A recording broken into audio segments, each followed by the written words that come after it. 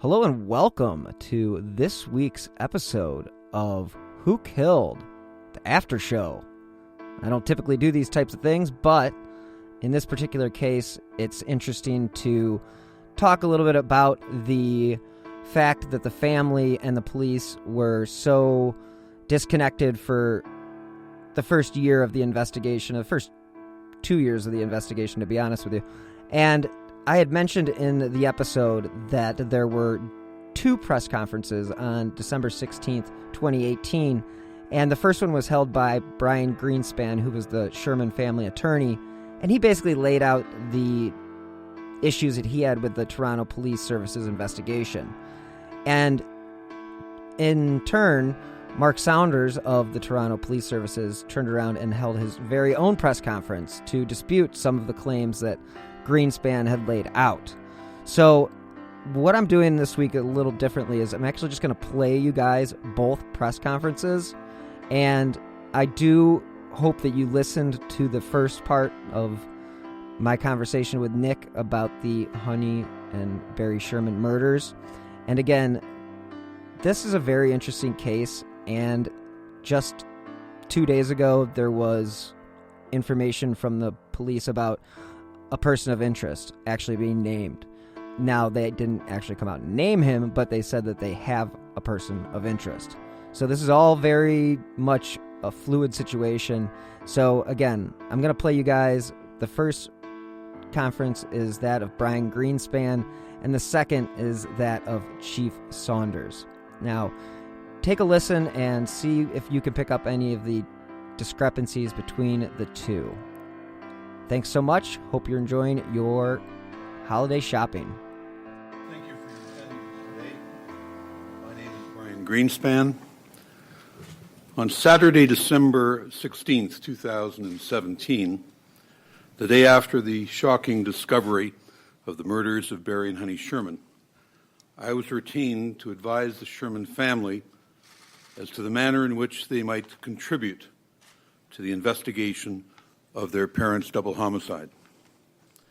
The family had been understandably outraged by the unfounded police statement on Friday evening, which they believed from the outset had jeopardized and indeed compromised the integrity of the investigation.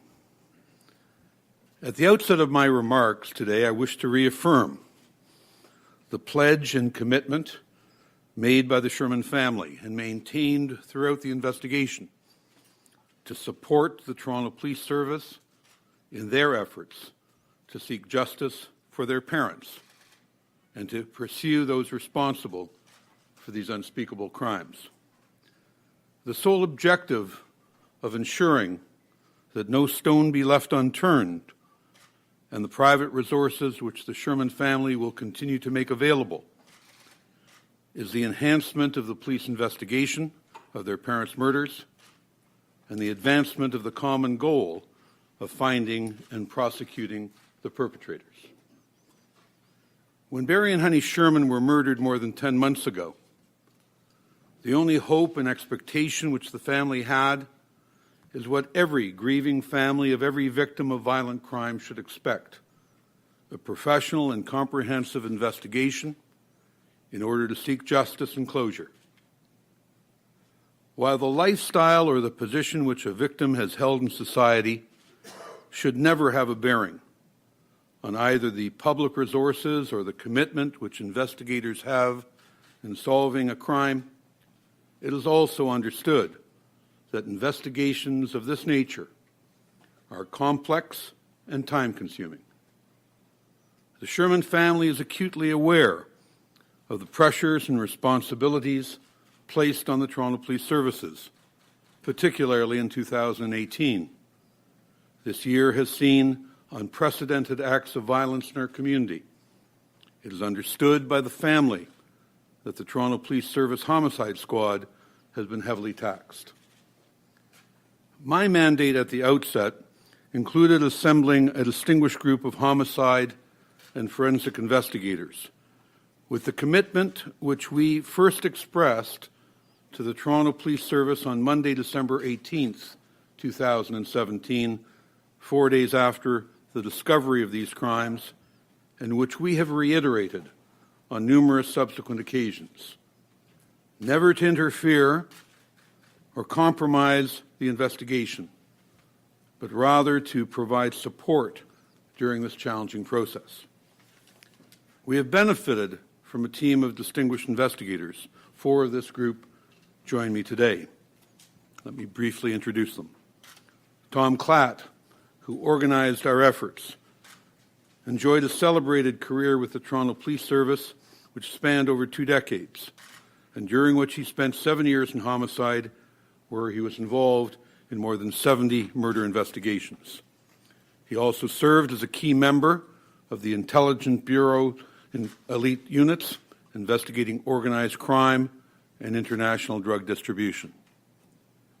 Mike Davis enjoyed a legendary 32-year career with the Toronto Police Service, and during his 17 years as a detective and detective sergeant in the homicide squad, was involved in more than 100 murder investigations.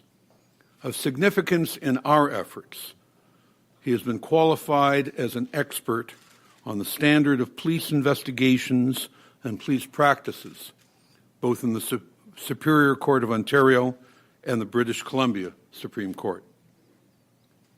Ray Zarb was a member of the Toronto Police Services for 33 years, and for over 14 years also served as a detective and detective sergeant, during which he was involved in excess of 60 homicide investigations and countless suspicious deaths.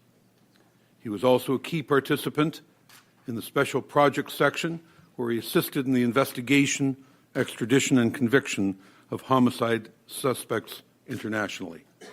He also initiated the formation of the Cold Case Unit. Brian Dalrymple also joins us today. During his 28 years with the Forensic Identification Services of the Ontario Provincial Police, his expertise in fingerprint and footwear identification, body examination, computer enhancement, and forensic photography were utilized in numerous homicides and major projects targeting organized crime. He was a pioneer in the use of lasers to detect fingerprints, and as a result, the OPP became the first police agency in the world to be operational with this technology. Other key consultants upon whom we have relied include Dennis Bulligan, who served with the Toronto Police Service for 35 years and as a staff sergeant in charge of specialized operations with the Forensic Identification Services, and as a detective sergeant in charge of operations for the Scenes of Crime section. Alan Benton was the coordinator and an instructor in the Provincial Scenes of Crime Officer Training Program. He was previously a forensic identification instructor at the Ontario Police College and a member of the Toronto Police Service for over 30 years. Dr. David Chasen, the former Chief Pathologist of Ontario, conducted the private autopsies of Barry and Honey Sherman on Wednesday, December 20th, 2017. And Dr. Peter Collins, Associate Professor of Forensic Psychiatry at the University of Toronto, has extensive law enforcement experience in violent crime analysis and has served as a consultant with respect to the crime scene. Let me be perfectly clear. We have not come today to either reveal the scope or extent of those investigatory steps in which we have been involved, nor to suggest the direction which the investigation will now take. We will make no public disclosure of information which either we have acquired or which we believe is in the hands of the Toronto Police Service. We have also always understood the need to maintain the integrity of the police investigation and the potential concerns with respect to sharing information with parallel private investigators. We will do nothing to compromise the public or private efforts to bring those responsible to justice. Nevertheless, we have also persistently urged the Toronto Police Service and their counsel to consider the wealth of academic literature which supports the value of public-private partnerships in law enforcement, and the advantages of utilizing private resources to advance complex investigations. We believe that there are procedures which can be established to protect the integrity of a police investigation in achieving our common goal, finding and prosecuting the perpetrators of these unspeakable crimes. Australian scholars have identified a number of key factors critical to the success of private-public partnerships, including mutual respect, information sharing based on high levels of trust and confidentiality, and a willingness to experiment and consider all ideas. It has never been our intention to alienate the Toronto Police Service or to conduct an audit of their performance. Our intention has been to provide additional resources and enhance the investigation. It remains the belief of the Sherman family that by working together, we will increase their chance of finding justice.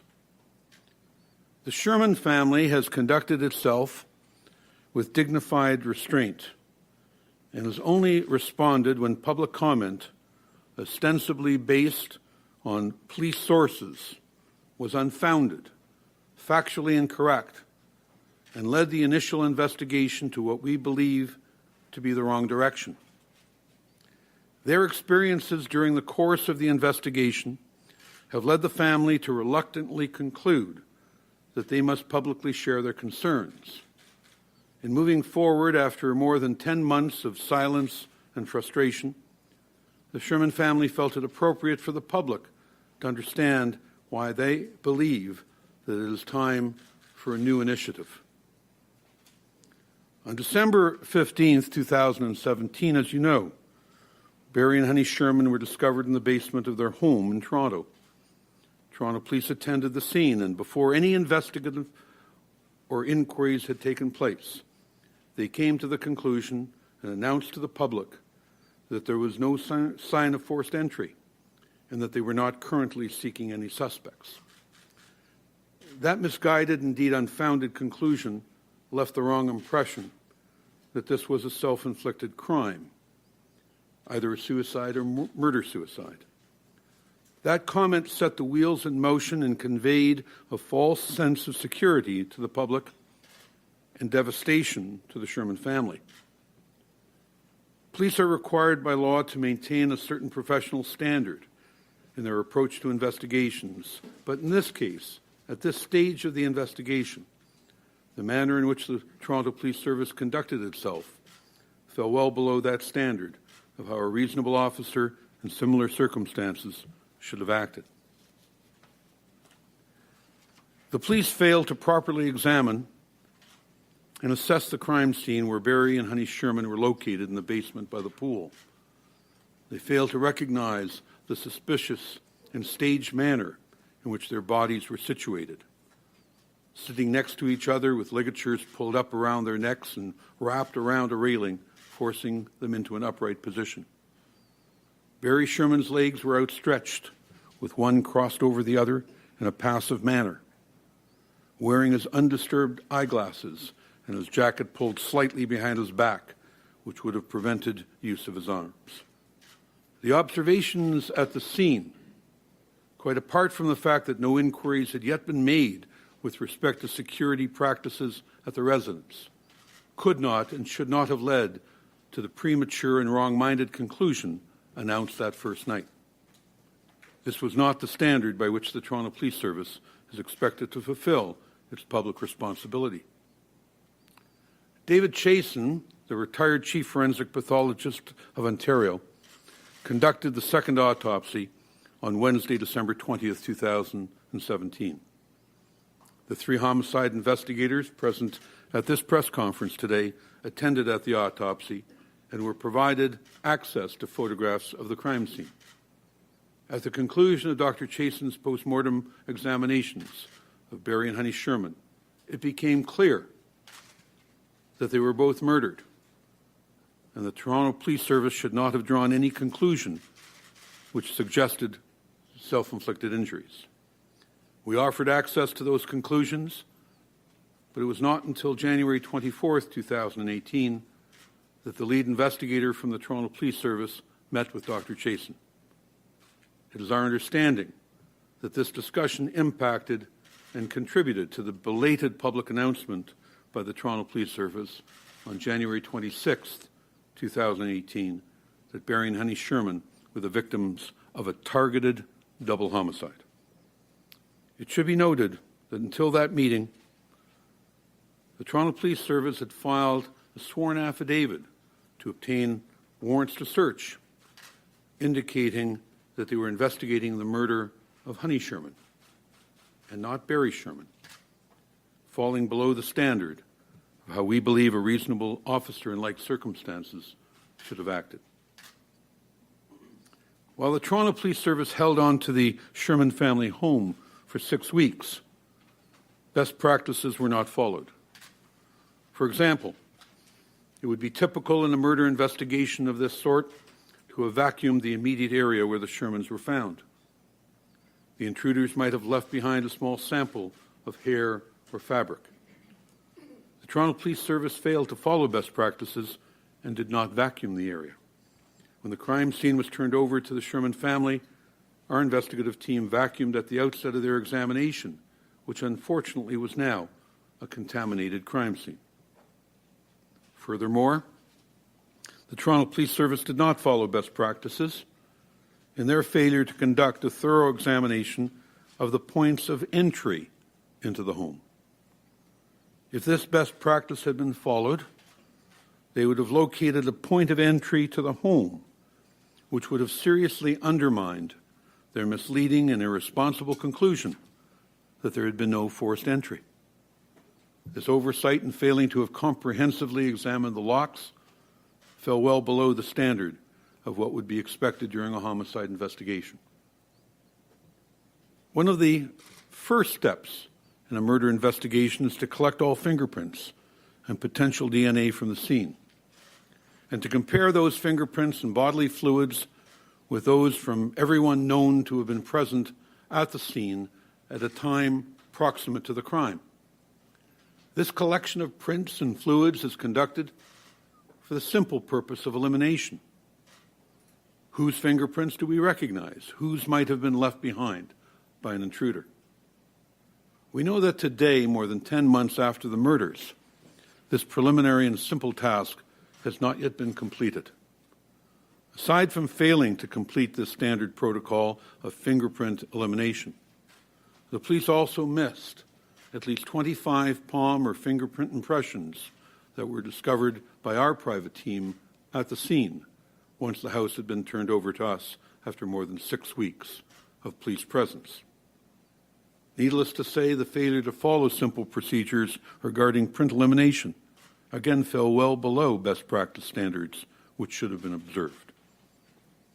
For the family, the most perplexing and upsetting aspect of the investigation was the failure to recognize the obvious, that the bodies of Barry and Honey Sherman were staged post-mortem in a very deliberate manner. This entire process has caused needless additional pain and suffering to the Sherman family. As was stated earlier, the Sherman family understands the pressures and responsibilities that are placed upon the Toronto Police Service. Regrettably, it has become clear to them that despite the active pursuit of search warrants and exploring other investigative avenues, police resources have neither been properly managed nor effectively utilized. Therefore, as this new initiative, as an attempt to reignite an investigation, the Sherman family has asked me to announce the offer of a reward of up to $10 million for information leading to the apprehension and prosecution of those responsible for the murders of Honey and Barry Sherman. A call center has been established to collect tips and information 24 hours a day, 7 days a week. It will be live monitored from 8 a.m. to 8 p.m. daily and monitored by voice message overnight. The leads will be analyzed and vetted, and any meaningful information will be conveyed immediately to the Toronto Police Service. The toll-free number, North American Reward Line, is 1-833-668-1111. 0001, and the international number is 011-905-849-7373. Those lines have now been activated. In establishing both the reward process and the call center, we believe that the assessment of eligibility for reward and the contribution and value which information might be assessed should be evaluated in accordance with accepted international protocols and administered by an independent panel. We therefore also announce that the following three distinguished participants in the criminal justice system have agreed to assist us in this effort and serve as that panel. Matthew Turigian. Mr. Turigian was formerly Waterloo Region's Chief of Police, a past president of the Ontario Association of Chiefs of Police, and a member of the Board of Directors of the Canadian Association of Chiefs of Police. He's a graduate of Wilfrid Laurier University and holds a master's degree from the University of Western Ontario. He was invested as an officer of the Order of Merit of Police Forces in 2012. From June 2014 until this past week, in October of 2018, he served as Ontario's Deputy Minister of Community Safety. His portfolio included the Ontario Provincial Police, Public Safety, including police education and training, as well as death investigations in Ontario. He is currently a Distinguished Fellow at the Monk School of Global Affairs in Public Policy and Global Policing at the University of Toronto. Dr. Peter Collins, who I mentioned previously, assisted with respect to the staged nature of the Sherman homicides, is an Associate Professor of Forensic Psychiatry at the University of Toronto. He has for almost 20 years been a key consultant in law enforcement with violent crime and behavior analysis units of major police organizations both in Canada and the United States. He has worked with and instructed numerous criminal justice agencies, not only in North America, but in Europe, South Africa, Southwest Asia, South America, and Australia. Frank Addario, a distinguished colleague of mine, recognized as one of the leading criminal defense lawyers in Canada, and in 2016 was awarded the G. Arthur Martin Criminal Justice Medal for his contributions to criminal justice. He is a past president of the Criminal Lawyers Association of Ontario, a fellow of the American College of Trial Lawyers, and a vice president of the Canadian Civil Liberties Association. In 2012, he was awarded the Diane Martin Medal for Social Justice through Law, recognizing a member of the Canadian legal community who has demonstrated a commitment to using the law as a means of achieving social justice. And finally, on behalf of the Sherman family, we would invite Chief Saunders of the Toronto Police Service to appoint a member of the force to join this panel in administering and assessing the eligibility for this reward. As I said at the outset of these remarks, the Sherman family is committed to ensuring that no stone be left unturned, and that whatever resources that may contribute are available to law enforcement in achieving our common goal. So there you had Brian Greenspan breaking down the case as far as he saw it.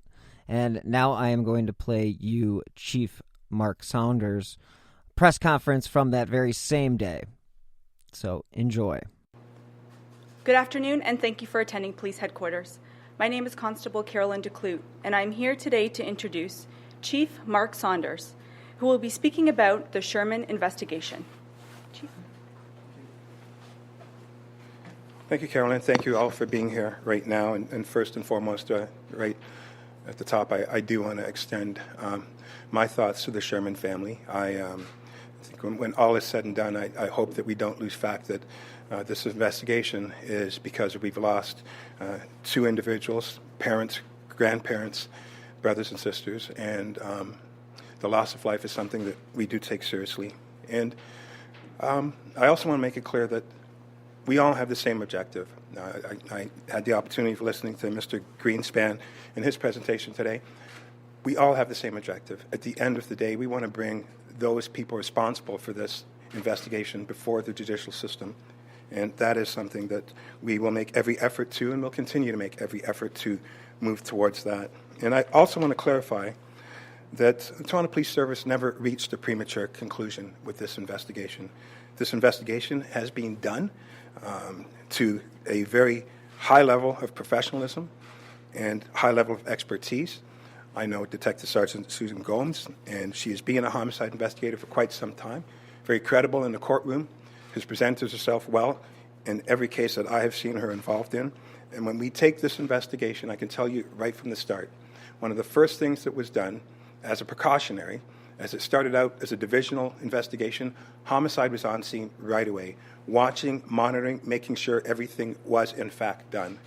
Number two, a forensic pathologist was also brought on scene, an extra layer of level of expertise to help navigate with understanding the crime scene, understanding the gravity of where this investigation needs to go.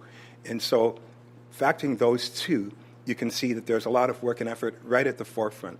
When we talk about the officers involved in the case, when we have over 50 officers involved in the case, when we talk about over 39 judicial authorizations that have been presented, over 4,000 pages of typed documents with this investigation, the fact that the house was searched for over 6 weeks forensically and very thoroughly, the fact that well over 200 witnesses have been interviewed, the fact that the neighborhood was canvassed, over 4 terabytes, over 2,000 hours of video has been retrieved, and the fact that this is still an ongoing investigation leads me to conclude that the investigation was not taken lightly and still is not taken lightly.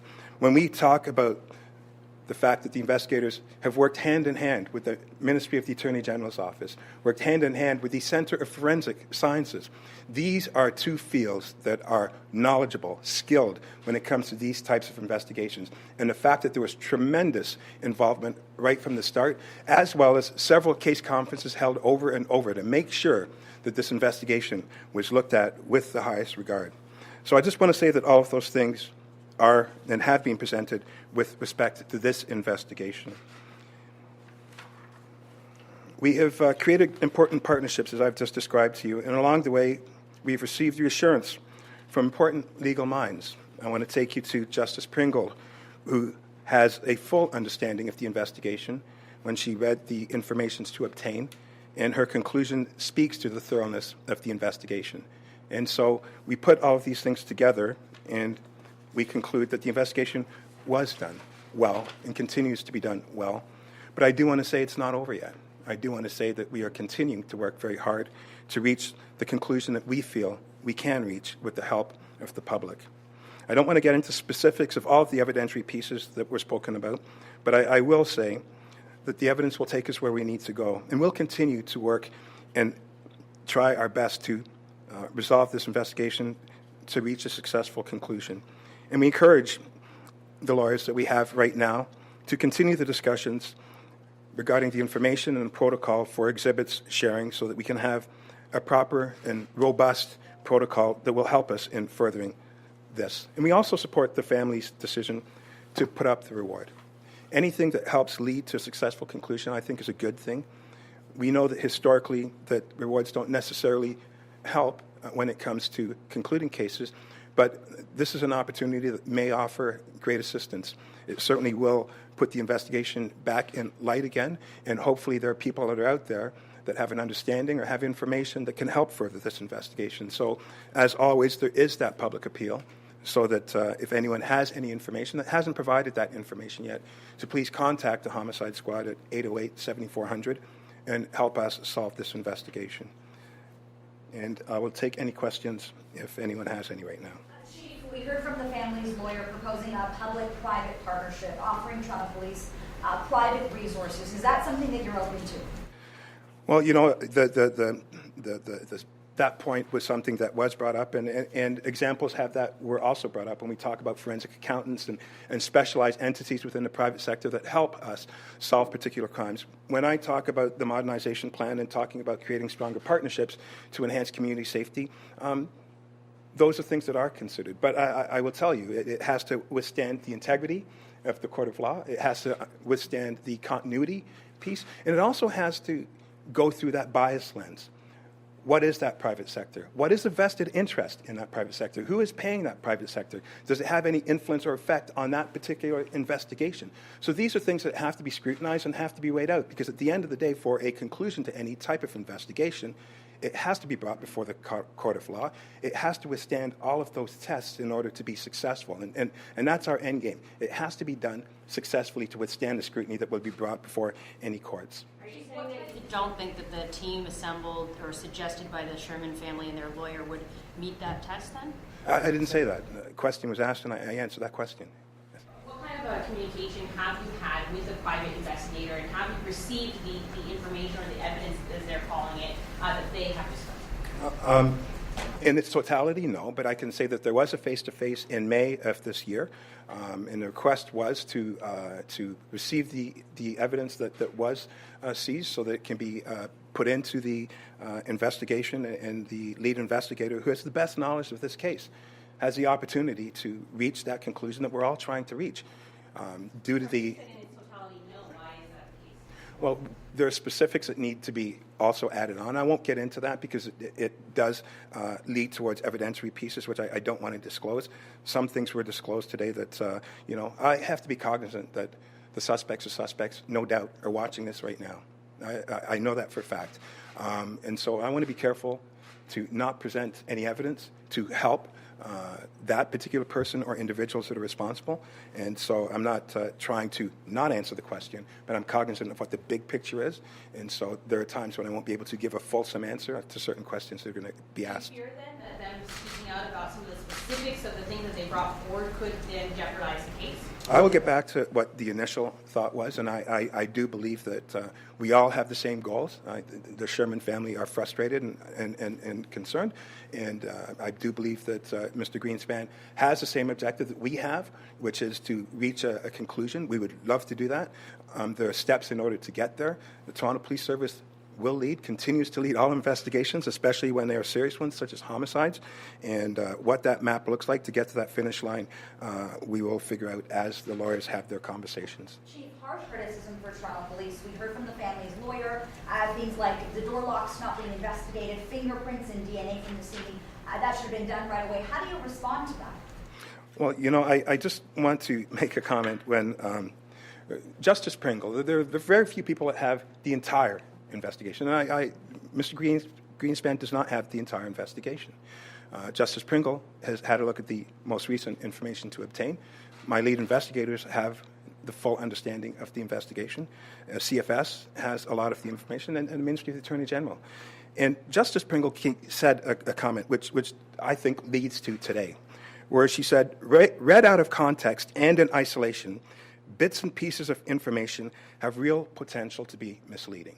And so because you don't have all of that information, homicide investigations are dynamic, they're fluid in nature, and the best person to make the decisions in real time are the lead investigators, the highly trained lead investigators.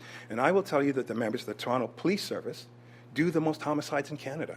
They are challenged and scrutinized more so than any others, and rightfully so, and they accept that challenge. But I will tell you, they have a very high conviction rate, and it is because of their professionalism. It's because they understand law, they understand how to gather the evidence, present it properly, so we have the successful outcome. So if you have an opinion on it, you're entitled to that opinion. We don't deal with opinions, we deal with facts. That's what we bring before the courts, and we have a very strong, successful rate in doing just that. So to your point, though, if you believe that investigators only have the private investigators only have a small piece of the puzzle, why not commit to working together to bring those pieces of the puzzle together? And I don't want to oversimplify that. Mr. Greenspan brought up the good point about integrity and about continuity. All of those factors have to come into play. You don't just walk over and go, here you go, and walk out. But as a police agency, knowing that we have to bring things before court, we have to ask the questions. How did you gather that information? Are you accredited with respect to gathering that information? Are your accreditations up to date and up to speed? What methodology did you use? Why did you use that methodology? Who was present at the time? Was it videoed? Were there comprehensive notes that were taken? All of these things need to come into play in order to properly do that. So it's not just that simple. There are a lot of pieces to it. And what's more important is I think that we're all moving towards that. And I'm not trying to create a divide here. I think that this is an opportunity, that we do have that opportunity to move forward, to reach that successful outcome. I think that would be something that we'd like to have at the end of the day. But those things have to be considered when it comes to how things happen. It's not that simple. Wouldn't having a formalized partnership help you answer some of those questions to make sure that you basically have a bunch of extra hands helping? You're able then to check that they're using, methods that will stand up to tests in court. And I got to tell you, I answered that question. If you heard me the past 5 minutes, I really did. Why haven't we heard from Toronto Police in the last 10 months? Why have there been such few updates? It's not, the update is not important. What is important is the investigation is ongoing, the investigation is continuing, that the investigation is furthering. And when you read Justice Pringle's comments, she states just that. It's not me saying that. Highly trained officers of the court are saying that. And I get my briefings when I need them. I have all the faith in the investigators that work on these investigations. This investigation is not taken lightly. It never has been. It never will be.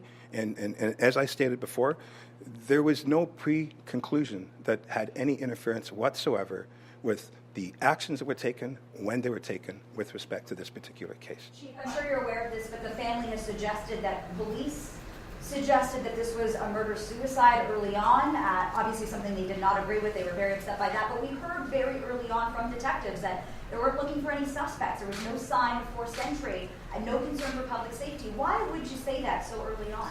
Okay, and I'll touch on a couple of things, and I'll be very frank. At no point in time did the Toronto Police Service say that this was a murder-suicide. People took the ball and ran. We did not say that, and I'll be very clear on that. And the point that you're talking about, yes, early on in the investigation, officers spoke, and there's a backstory to the whole thing. What was said was that to alleviate the concerns of the neighborhood, and to further go on and say people in the area's mindset at ease. Those things were said in that statement. And it was because in that particular area, I'm not sure if you are aware, but there was an inordinate rash of break-and-enters in that area. Something like 160 break-in areas in a very affluent area that had happened in a very short period of time. That neighborhood, that community was incredibly alarmed. Their concern was, are we going to be able to sleep tonight? Was this a break-and-enter gone wrong? Should we sleep? Should we go somewhere? What is going on? And so a town hall was had a week and a half before addressing those very concerns for that specific community. So when that officer was speaking in context of that geographical neighborhood, which is why he clearly said, I want to alleviate the concerns of the neighborhood. I want to put the neighborhood's mind at ease. But to say there were no suspects?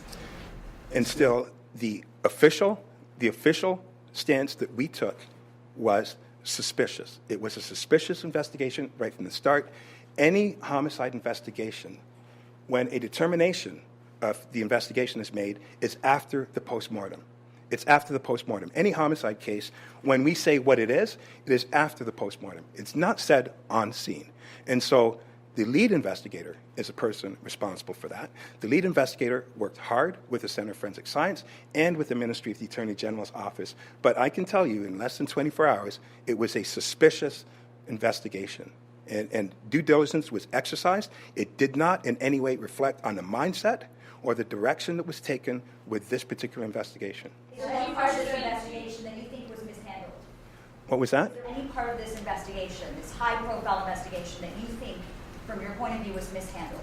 Well, I can tell you personally, being involved in homicide investigations and running homicide investigations over and over again, I can take every single case that I've done, and there are things that I could have done differently. So the generic answer to that is any given time, yeah. Could you be a better person tomorrow? Sure. So it's the answer, anyone at any time could do something different with respect to their investigations from any magnitude. But what I do want to get across is this is a homicide investigation. This is taken seriously. Highly trained officers who have to make decisions in a very fluid and dynamic environment in real time. And nobody, and I repeat, nobody has the ability of making the proper decisions than those people in those moments based on the three-dimensional components of what has to be understood, interpreted, analyzed, and then figuring out what the next step is to move the investigation further. Thank you very much. Are you going to invite an officer onto the panel? Why'd you wait so long to ask that question? No. With respect to the panel, I look forward to that. I want to understand what the terms of reference are going to be with respect to that. And as I stated earlier, anything that supports our conclusion, Mr. Greenspan has the same objective as we do to solve this double homicide. But understanding as well that it has to withstand the scrutiny of the court of law. And so if it meets that the test, then definitely we'll be involved. Thank you very much. Chief, are you at all worried about how this impacts the public confidence? That concludes today's conference. Thank you for attending. So there were the 2 press conferences. I hope you guys found those to be somewhat interesting and provide you guys with a little bit of knowledge about the case. I do have part 2 of my conversation with Nick coming up next week. And again, this is a fluid investigation, especially with this new person of interest being publicly brought up on the day before Thanksgiving. And this is something that we're going to be following. So I very much appreciate you guys tuning in and hope you enjoyed this little bonus episode, after show, whatever you want to call it. And again, thanks so much for tuning in. If you guys want to follow me on Twitter, do so at BillHuffman3. And again, I drop new episodes of Who Killed every Friday at midnight. So thanks so much again. And till next week, stay healthy and be safe.